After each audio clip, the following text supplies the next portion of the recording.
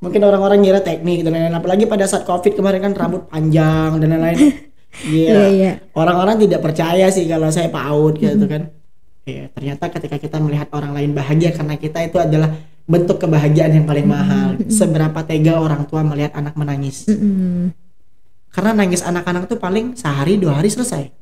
Tapi efek setelah mereka nangis, mereka tidak takut lagi sekolah. Karena mereka sudah tahu, oh ternyata kalau di sekolah itu ada bapak dan bunda yang siap menemani.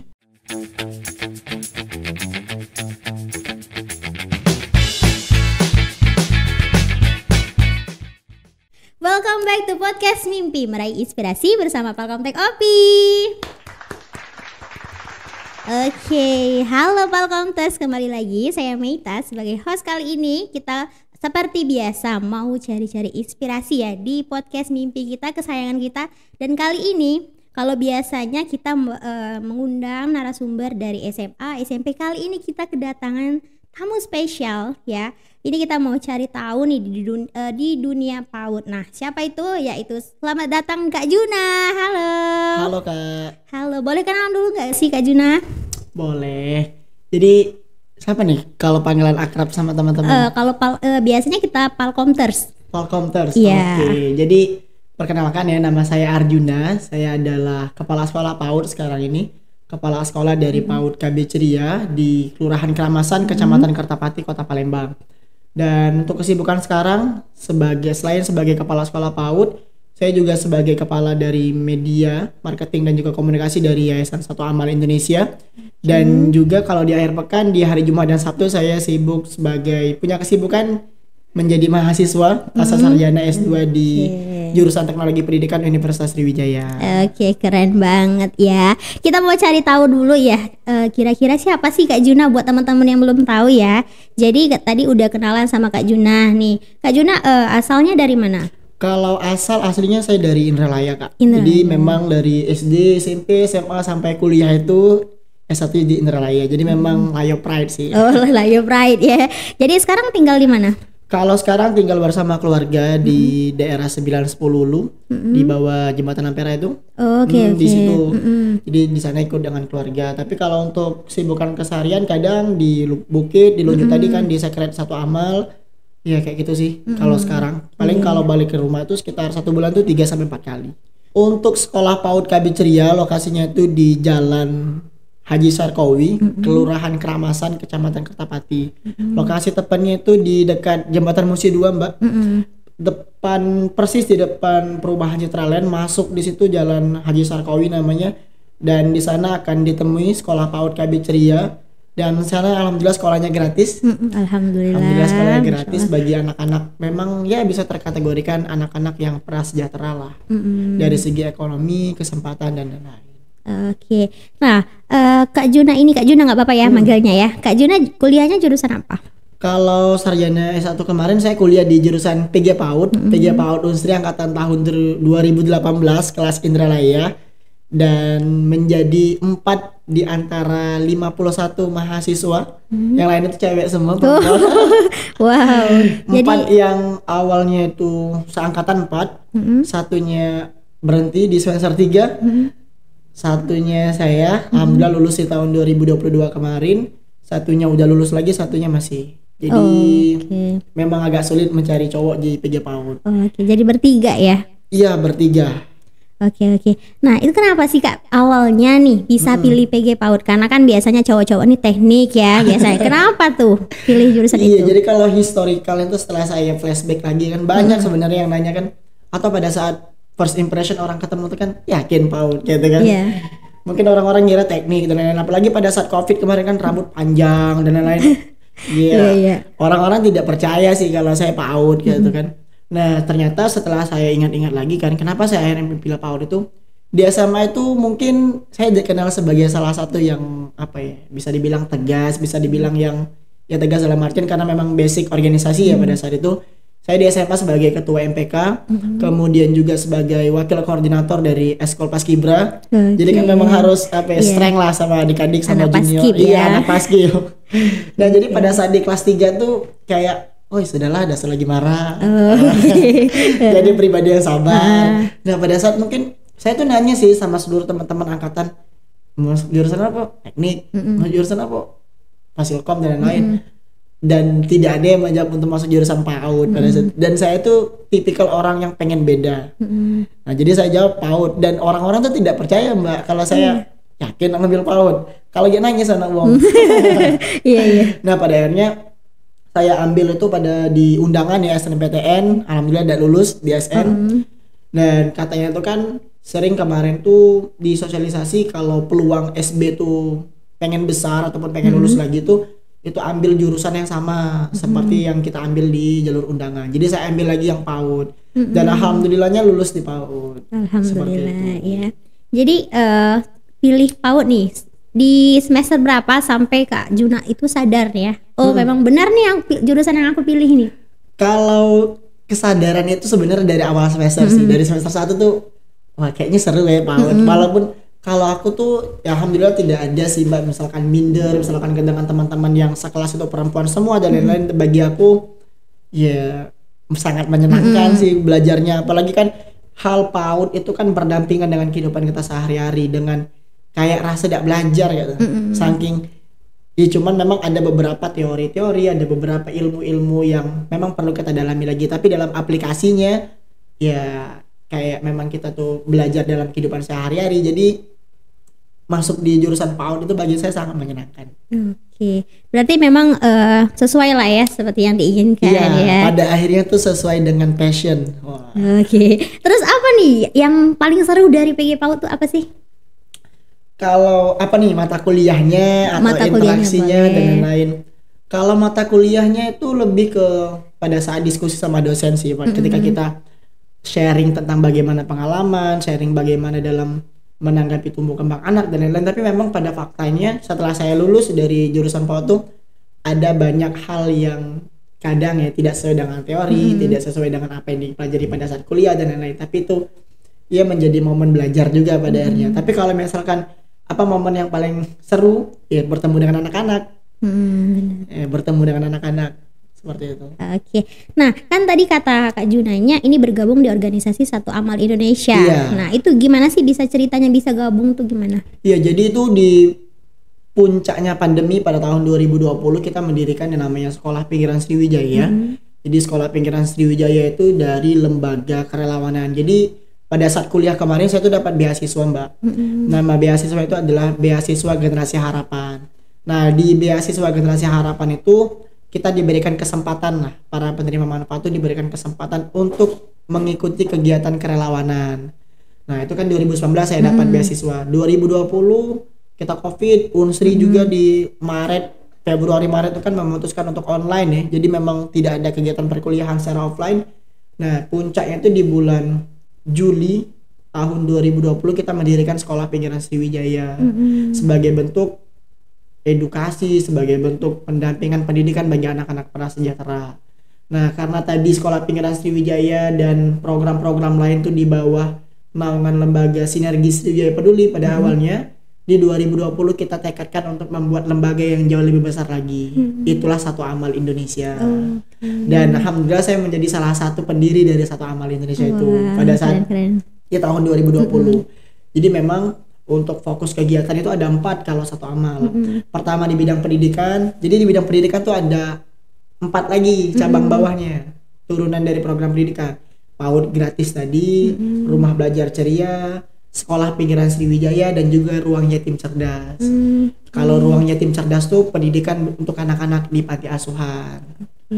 Kalau yang kedua itu fokusnya di bidang sosial kemanusiaan dan juga sosial respons seperti bantuan UMKM, kemudian kesehatan, kemudian juga berbagi makan, berbagi beras, pembangunan sumur bor dan lain-lain.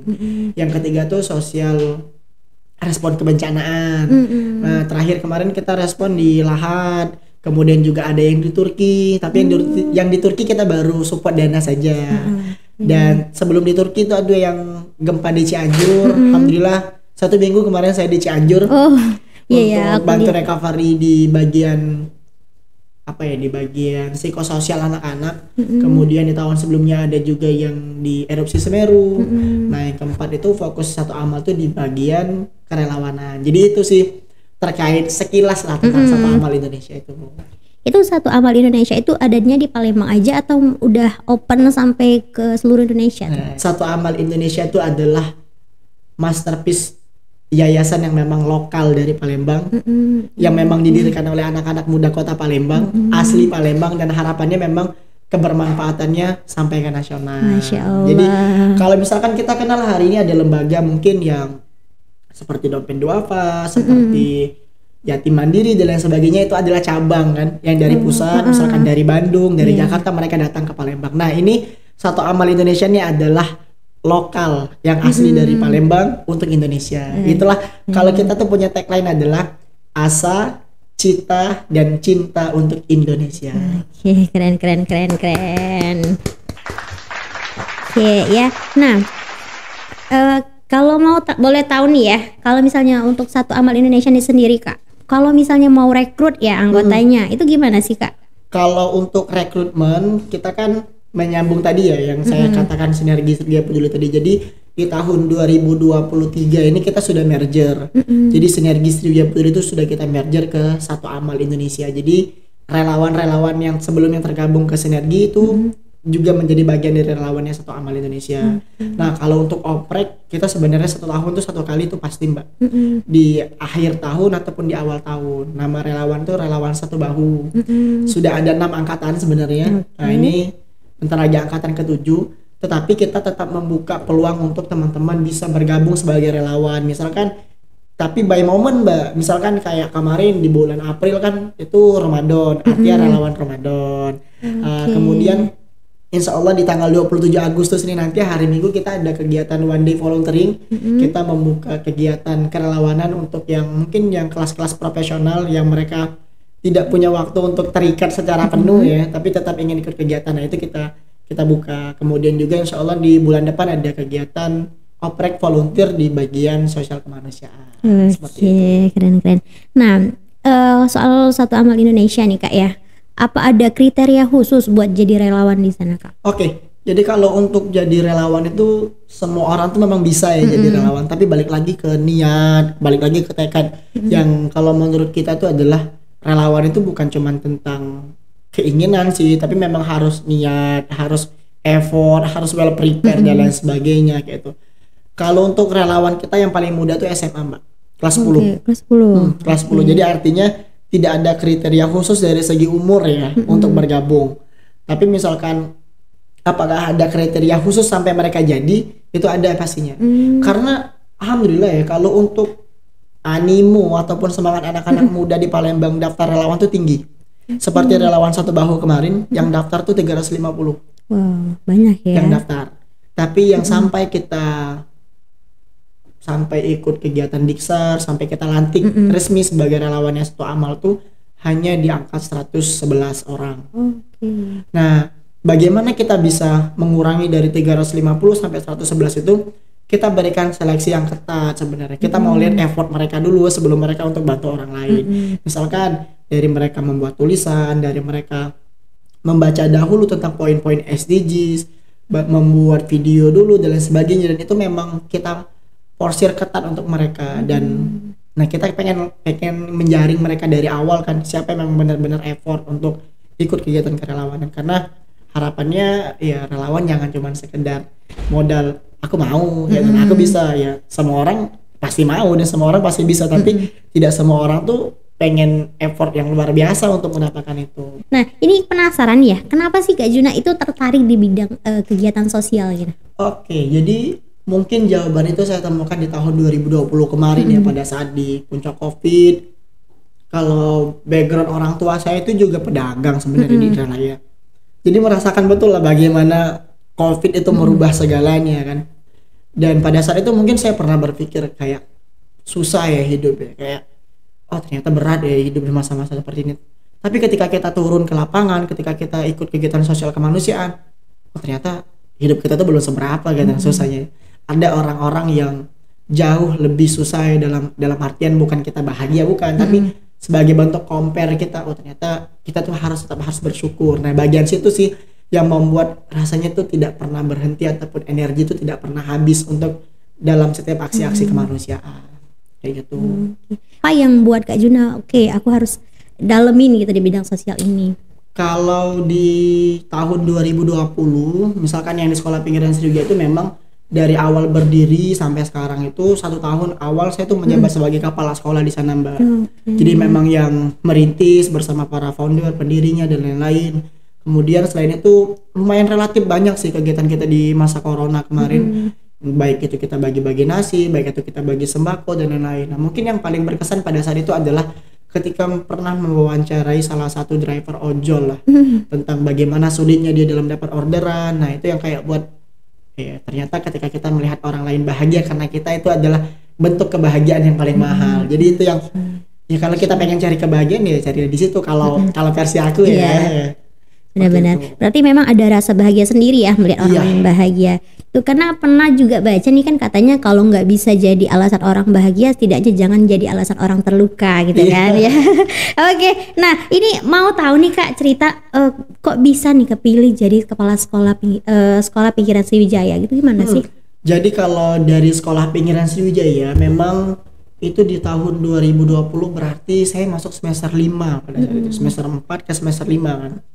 Nah, sebenarnya beruntung juga sih Mbak, saya dipilih itu lebih karena diamanahkan oleh lembaga Sinergi Sriwijaya Peduli untuk coba deh untuk menjadi PIC dari program tersebut, karena memang saya menjadi salah satu relawan yang punya basic di bagian pendidikan pada saat itu, dan memang korelasinya nyambung karena saya pendidikan anak usia dini. Nah, dan saya juga bahagia pada saat itu ketika dikasih amanah, karena dalam hal lain saya langsung bisa mengaplikasikan ilmu yang diberikan para dosen yang belajar daring tadi, tapi saya tetap bisa praktek secara offline. Nah, itu kan yang mungkin tidak didapatkan oleh teman-teman lain. Nah, proses untuk pemilihan itu mungkin lebih ke musyawarah sih, pada saat itu ditentukan siapa yang pengen mengajukan, siapa yang bersedia dan lain-lain. Dan alhamdulillah 1 tahun sih kemarin di Sekolah Pinggiran Sriwijaya, dan ini di kepengurusan kepala sekolah yang ketiga. Berarti sekarang tetap masih jalan Kak ya? Tetap masih jalan. Setiap hari Rabu dan Sabtu kalau Sekolah Pinggiran Sriwijaya. Itu di mana Kak? Di TPA Karya Jaya. Jadi mungkin teman-teman ada yang mengetahui kalau TPA di Palembang ini hanya satu, TPA Sukawinatan. Sebenarnya TPA di Palembang ini ada 2. TPA Sukawinatan yang di dekat bandara, yang kedua tuh TPA Karya Jaya namanya. Itu di mana Kak lokasinya? TPA Karya Jaya tuh di Kelurahan Karya Jaya sih. Misalkan kita sebelum Citraland, nah sebelum Citraland itu ada jalan yang belok kiri, dekat kampus Polsri yang baru. Masuk dari situ. Ada simpang dekat jembatan ya. Kampus Polsri yang baru kalau karena sekarang sudah ada kampus. Iya, ada di sebelah kanan ya kalau dari ini ya arah Musi 2 di sebelah kanan ya. Jadi dia masuk di situ, TPA Karya Jaya namanya. Nah ini Kak, pernah kan menjadi kepala advokasi kajian dan strategi kan. Nah itu gimana tuh pengalamannya? Kalau itu mungkin pada saat masih sebagai mahasiswa ya, menjadi kepala bagian advokastrat. Sebenarnya pada saat itu saya diberikan pilihan antara untuk jadi bupati ataupun ketua himpunan atau menjadi kepala divisi. Tapi satu hal yang saya pikir pada saat itu adalah bukan cuma tentang jabatannya sih, tapi lebih ke bagaimana bisa mengajak teman-teman itu untuk moving, baik itu dari segi pemikiran, tindakan dan lain sebagainya. Jadi saya lebih mengamanahkan jabatan bupati itu kepada teman saya yang saya rasa juga dia mampu untuk belajar karena punya potensi, dan saya jauh lebih memilih untuk ngambil advokastrat pada saat itu karena saya rasa teman-teman perlu banyak kenal dengan orang-orang di luar lagi kan. Nah, bagian saya memang untuk mengkomunikasikan itu keluar, tapi tertabrakan dengan COVID tadi. Jadi terhambat juga ya. Jadi terhambat juga, pada akhirnya saya memang fokusnya di bagian kerelawanan. Nah kalau untuk orang tua sendiri nih Kak, pas terjun ke dunia kegiatan sosial kan, itu pasti harus izin orang tua kan? Gimana tuh jelasinnya sama orang tua? Nah ini unik juga ya sebenarnya kan pada saat menjelaskan kepada orang tua. Kalau orang tua tuh sudah mengetahui lah kegiatan saya yang saya lakukan, karena saya juga sharing terus sama orang tua terkait apa yang saya lakukan dan lain-lain. Dan alhamdulillah juga dari sejak kuliah itu semester S1 kemarin itu 8 semester bayaran UKT itu cuma 1 kali dibayarin. Jadi 7 kalinya memang harus ngepush cari uang sendiri sih, baik itu dengan kerja, baik itu dengan beasiswa, baik itu dengan pendapatan lain lah. Dan orang tua juga punya trust pada akhirnya ketika kita mampu untuk mandiri tadi, menunjukkan memang pengen belajar nian gitu kan. Dan kemudian yang kedua, izin itu memang selalu disampaikan, tapi tetap kuliah itu adalah hal yang utama pada saat itu. Jadi jangan sampai perihal kuliah malah jadi lupa kan dan lain-lain. Dan itu sih yang paling berkesan kenapa pada akhirnya orang tua mengizinkan. Nah, yang jadi unik itu adalah ketika saya telah lulus kuliah. Saya kan jarang di Indralaya, Mbak. Jadi kan saya di Palembang. Setiap kali orang nanya kan, misalkan sama orang tua saya, kemana Arjuna, kemana Juna, orang tua saya selalu bilang di Palembang. Ngapain kan? Tidak tahu. Maksudnya tuh orang tua saya tuh sulit untuk mendeskripsikan kegiatan kerelawanan saya kepada orang lain. Takutnya orang kan kurang memahami bagian situ ataupun kurang kayak gitu. Jadi sering dibilang tidak tahu, tapi setelah saya punya kayak labeling sebagai kepala sekolah itu jadi lebih mudah jawabnya. Kerja di mana Jinan? Di Palembang sebagai kepala sekolah. Jadi lebih mudah dia untuk jawab. Tapi kalau sebelumnya walaupun bukan sebagai kepala sekolah dan mengetahui kalau sedang bekerja, itu mungkin cukup sulit lah bagi orang tua saya untuk menjelaskan kepada orang lainnya. Karena ada titelnya gitu kan ya. Karena kan kalau kerelawanan kan bukan titel yang orang itu kerja tidak sih. Benar. Oke. Nah, kalau selama jadi relawan ada nggak sih momen yang nggak mungkin bisa Kak Juna lupakan? Kan banyak nih ya, pasti banyak. Tapi yang paling gitu ada nggak? Momen yang paling tidak bisa dilupakan itu adalah ketika kita mampu mengajak orang lain, Mbak. Dalam artian tuh kayak gini. It's okay kita bantu orang lain ya, kita bantu orang lain. Tapi jangan sampai bantuan itu stop di kita kan. Itulah kita perlu mengajak orang lain lagi. Terlalu egois kita kalau untuk melaksanakan aksi kebaikan itu sendiri. Jadi kita mengajak ke orang-orang. Karena prinsip kita itu adalah seminimal kita tuh ngajak dulu lah. Masalah orang mau atau tidak itu urusan mereka dengan Tuhan gitu. Tapi setidaknya hubungan kita sama manusia itu sudah kita ajak dan kita sudah ingatkan. Nah jadi ketika orang-orang itu mau nitip donasi via kita, itu adalah sebagai bentuk yang tidak terlupakan dan alasan untuk selalu bergerak. Dan saya selalu mengoptimalkan media sosial saya sebenarnya untuk sharing terus, untuk berbagi terus, dengan artian aku kepengen teman-teman ya silakan berkontribusi juga. Dan saya selalu yakin, Mbak, misalkan nih dengan story 500 lah yang viewers misalkan ya, saya selalu yakin 1% saja yang lihat itu tergerak hati dalam artian pengen bilang kayak ini, suatu saat pengenlah jadi relawan. Nah cukup 1% bagi saya yang selalu saya tanamkan sejak tahun 2020. Tidak masalah yang lihat 300 misalkan, yakinlah 1% itu pasti ada yang pengen, akhirnya seru ya relawan, pengen lah kaget. Ya kan kita tidak tahu 5 tahun ke depan mungkin dia yang ikut relawan, entah dia buat lembaga yang serupa dan lain-lain. Nah itu sih yang buat yang paling berkesan bagi saya. Oke, keren ya. Oke, Kak Juna, tadi kan katanya nanti bulan depan bakalan ada oprek juga ya. Iya. Nah, gimana sih caranya buat gabung gitu? Kalau untuk gabung itu biasanya kita informasikan di Instagram sih, Mbak. Instagram @1amalindonesia. Kebetulan saya memang admin utamanya. Sekaligus juga yang buat Instagram, mengelola dan lain-lain dari awal. Dan untuk informasi biasanya itu memang kita tuh lebih ke ranah mahasiswa pada saat ini. Dalam artian memang teman-teman relawan tuh kebanyakan mahasiswa. Jadi misalkan teman-teman punya kenalan, ya biasa dapat informasi. Tapi tetap kita menginformasikan itu di beberapa platform seperti Instagram, Facebook dan lain-lain. Nah mungkin itu sih yang bisa kita optimalkan sekarang kayak gitu, TikTok dan lain-lain. Nah Kak, kalau misalnya kalau boleh tahu nih ya, kalau di PAUD KB Ceria sendiri itu kegiatannya sama kayak TK PAUD biasa atau ada kegiatannya khusus gitu? Oke, jadi kalau untuk PAUD KB Ceria memang secara segi legalitas kita tuh di bawah Dignas, sekolah formal, sekolah resmi lah. Karena kan kalau sekolah formal dari segi PAUD tuh TK, Mbak, sekolah formal. Tapi kalau kayak kelompok bermain KB, SPS itu adalah PAUD sebetulnya. Itu yang saya katakan tadi, ternyata fakta di lapangan tuh berbeda dengan teori yang ada di perkuliahan gitu kan. Dan ya sama, anak-anaknya dari hari Senin sampai hari Jumat tuh bersekolah seperti biasa.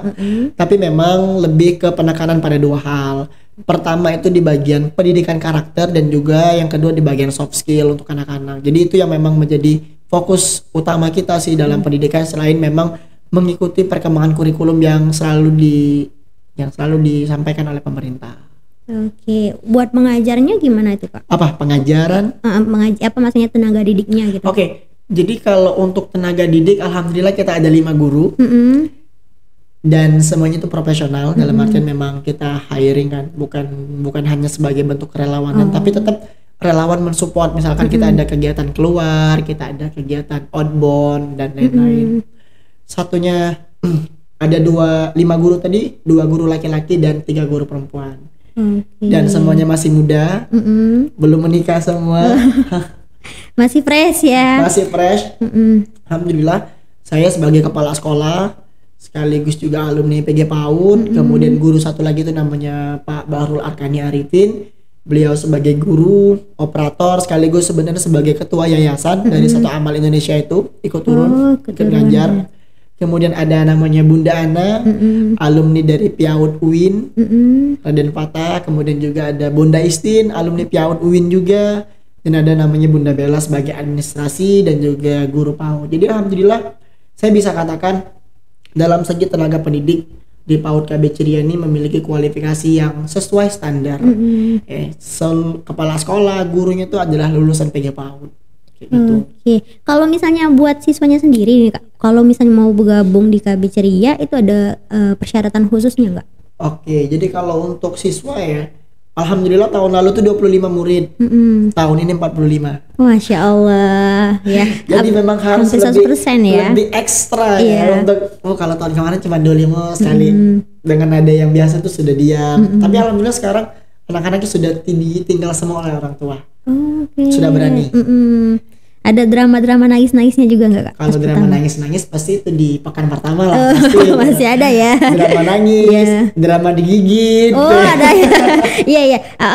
Kebetulan lihat juga kan snapnya Kak Juna. Itu beneran ada tuh Kak? Beneran. Jadi karena kan ya kita terlalu besar juga ekspektasi kita kalau terkait anak umur 4 tahun pengen langsung sempurna kan. Karena kan proses. Ada yang gigit itu adalah sebagai bentuk apa ya, kita tuh merasakan sebagai bentuk kedekatan mereka lah. Kemudian juga yang nangis-nangis, tapi itu sebenarnya balik lagi sama orang tua sih Mbak. Seberapa tega orang tua melihat anak menangis. Karena nangis anak-anak tuh paling sehari 2 hari selesai. Tapi efek setelah mereka nangis, mereka tidak takut lagi sekolah. Karena mereka sudah tahu, oh ternyata kalau di sekolah itu ada bapak dan bunda yang siap menemani. Pada saat jam pulang baru ketemu orang tua lagi. Tapi dengan orang tua yang mudah cemas, anak-anaknya nangis sebagai bentuk ketakutan, itu yang biasanya menghambat perkembangan anak-anak itu sendiri. Karena ada juga orang tua yang misalkan nih hari pertama nih kita sudah bonding dengan anak-anaknya, sudah nyaman dengan kita, hari besoknya anak-anak gak mau sekolah. Seharusnya kan orang tua tuh punya strength lah, yuk sekolah kayak gitu, walaupun anaknya nangis. Tadi balik lagi kan, seberapa tega orang tua ngeliat anak itu nangis. Oke. Berarti memang kalau misalnya mau gabung di sana harus dari daerah dari Keramasan atau gimana? Banyak sih Mbak. Alhamdulillah bukan cuma dari kampung Sungai Pedado, ada juga yang dari kampung sebelah. Karena PAUD di daerah situ hanya di PAUD KB Ceria. Memang sulit untuk cari PAUD di sana Mbak. Ibarat tuh, tapi kalau memang mereka pengen ke arah Gandus, ke arah IB1 itu masih tetap bisa, tapi lumayan jauh. Nah jadi kalau di kampung Sungai Pedado dan di Sungai Ijuk tuh memang mereka PAUD terdekatnya adalah PAUD KB Ceria tadi. Nah itu sosialisasinya kalian ke rumah-rumah atau gimana sih Kak sampai mereka tuh tahu ada KB Ceria gitu? Nah kalau untuk sosialisasi tuh dalam segi marketing kita punya yang jauh lebih berimpact ternyata. Berimpact, biaya kosnya murah, tapi apa ya, efeknya tuh berlipat-lipat ganda. Dan itu ternyata dari mulut ke mulut. Mulut ke mulut dari wali murid yang tahun lalu ternyata Mbak. Karena kan alhamdulillah kita rutin kadang dapat bantuan, baik itu dari Satu Amal. Misalkan setiap bulan kita ada bazar, kita jual beli ikan, jual beli gula, jual beli sayur, tapi anak-anak dan orang tua bayarnya pakai sampah. Nah jadi kan orang tua kan pasti misalkan nenteng sayur, nenteng ikan kan, balik beli di mana? Beli di PAUD sekolah. Pengen lah anak aku sekolah tahun depan di situ. Nah, biasa itu yang memang membuat orang tua lain itu pengen mensekolahkan anaknya. Misalkan atau di bulan Ramadan kemarin. Jadi di bulan Ramadan kemarin kita ada program belanja bareng anak yatim duafa. Satu anak itu wajib menghabiskan dana 320.000. Ya kan orang tua mana yang enggak senang misalkan kita bawa anaknya. Kita kemarin belanjanya di Transmart. Nah kita bawa ke Transmart, kita belanja di situ dan ya kan pada saat balik pengen lah anakku sekolah di sini. Nah dan alhamdulillah 45 anak tahun ini. Masya Allah. Kalau untuk SPP sebenarnya gratis, kita nggak ada SPP bulanan, tapi tetap kita adakan untuk pembayaran buku, pembayaran baju, tapi kita tidak mengambil kos di bagian sana, dalam artian pengeluaran mereka tuh adalah untuk kebutuhan mereka sendiri, dan kita tidak mewajibkan untuk bayar sekali lunas. Boleh di DP seminimal 25%, tapi kalau untuk pembayaran silahkan sampai tahun depan, asalkan memang komit untuk belajar. Karena kenapa Mbak kita tetap adakan bayaran seperti tadi, karena kita selalu berpikir itu adalah kita hadir membantu masyarakat tuh sebagai bentuk trigger untuk masyarakat. Jadi bukan kita yang merubah masyarakat tuh, bukan, tapi mereka sendiri yang berubah atas kesadaran mereka. Jadi itulah kadang mungkin kita turun di alokasi kita pengabdian lah ataupun kegiatan.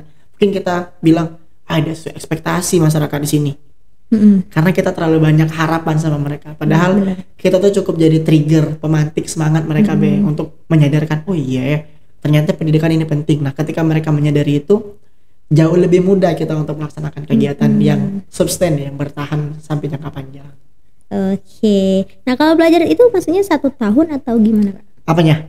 Siswanya belajar di sana atau 1 tahun? Oh, 1 tahun. Seperti sekolah-sekolah biasa. Berarti nanti ada perpisahannya juga gitu ya? Ada perpisahan juga. Nah, mungkin juga menjadi pertanyaan kan, sekolah kita PAUD gratis, pendanaannya dari mana? Iya, itu gimana tuh? Iya, jadi kalau untuk pendanaan seperti yang saya katakan tadi, PAUD kita tuh kan memang resmi terdaftar di Diknas. Jadi kalau dari Diknas tuh kan memang ada alokasi dana BOSP namanya kalau PAUD. Satu anak itu 600.000 selama 1 tahun. Nah, jadi dana itu yang kita gunakan, baik itu untuk operasional per bulan, baik itu untuk mendukung program-program lainnya. Itu dana yang pertama. Dana yang kedua tuh dari donatur dari Yayasan Satu Amal Indonesia tadi. Jadi kita mix, kita gabungkan antara BOSP dengan donatur Satu Amal. Seperti itu kalau untuk pendanaan. Nah, itu lokasinya kenapa bisa pilih di sana, Kak? Atau memang sebelumnya memang udah didiskusiin sebelumnya? Lokasi PAUD.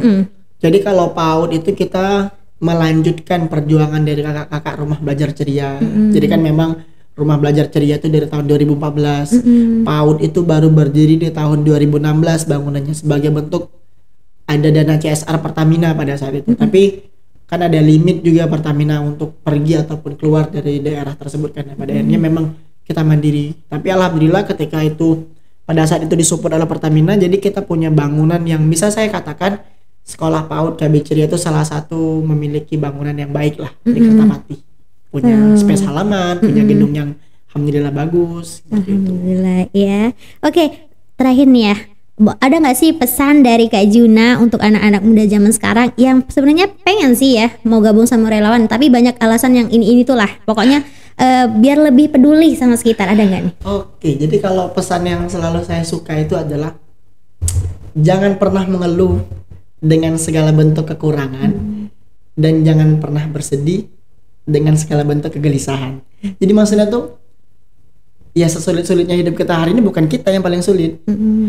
Dan sesedih-sedihnya kita hari ini bukan kita yang paling sedih ya kan. Jadi harus tetap berjalan, dan salah satu bentuk kebahagiaan yang mungkin teman-teman perlu rasakan itu adalah ketika teman-teman bisa berbagi dengan orang lain, dan itu perlu sih dicoba, dan mungkin dengan sekali mencoba malah jadi ketagihan gitu kan.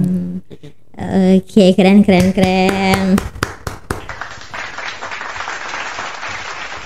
Oke, makasih banyak ya Kak Juna, ini banyak banget ya inspirasi yang bisa kita ambil nih.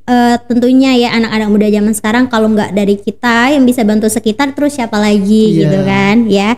Oke, nah ada yang mau disampaikan nggak Kak Juna untuk teman-teman yang masih yang masih kurang peduli gitu sama sekitar? Sebenarnya yang mungkin yang perlu saya sampaikan bukan tentang teman yang belum peduli ya, tapi lebih ke orang yang aksi di luar. Tapi seperti ini, jangan sampai kita terjebak orang di luar mengenal kita, tetapi tetangga tidak kenal dengan kita. Itu kan biasanya banyak, wih Presma, wih Guma. Tapi pada saat di rumah cuek-cuek, tetangga tidak tahu kalau kita tuh sebagai itu kan. Nah, jangan sampai orang pertama yang harus merasakan manfaat dari kebaikan yang kita lakukan di luar itu adalah keluarga, tetangga dan lain-lain. Jadi jangan sampai teman-teman yang hari ini ikut kegiatan, yang aksinya paling banyak di media sosial, ketika balik ke rumah orang tua tidak kenal siapa kita di media sosial. Orang tetangga kita tidak tahu bagaimana aksi-aksi kita. Nah, jadi untuk yang mungkin kalau menurut aku tuh bukan tidak mau ya mereka untuk ikut kegiatan misalkan yang tadi, tapi lebih belum menemukan teman ataupun belum menemukan momen gitu. Tapi memang momen tersebut harus dicari, jangan cuma ditunggu kayak gitu. Oke. Nah, terima kasih banyak ya Kak Juna untuk inspirasi-inspirasinya. Jadi Palkomters ya yang mau tahu inspirasi-inspirasi lainnya, boleh Kak Juna disebutin di Instagram Satu Amal Indonesia, siapa tahu nih Palkomters ada yang mau bergabung kan? Oke, jadi kalau untuk Instagram Satu Amal itu adalah @satuamalindonesia. Oke. Nah, di situ banyak banget inspirasi ya, terus juga kegiatan-kegiatan yang siapa tahu nanti Palkomters mau gabung. Nah, buat teman-teman yang mau cari tahu kegiatan di Palkomtek, khususnya Palkomtek Opimall, jangan lupa follow Instagram @palkomtek.opimall ya. Nah, untuk hari ini terima kasih banyak Kak Juna sudah bersedia hadir ya. Saya Meita dan bersama Kak Juna kita pamit undur diri. Wassalamualaikum warahmatullahi wabarakatuh.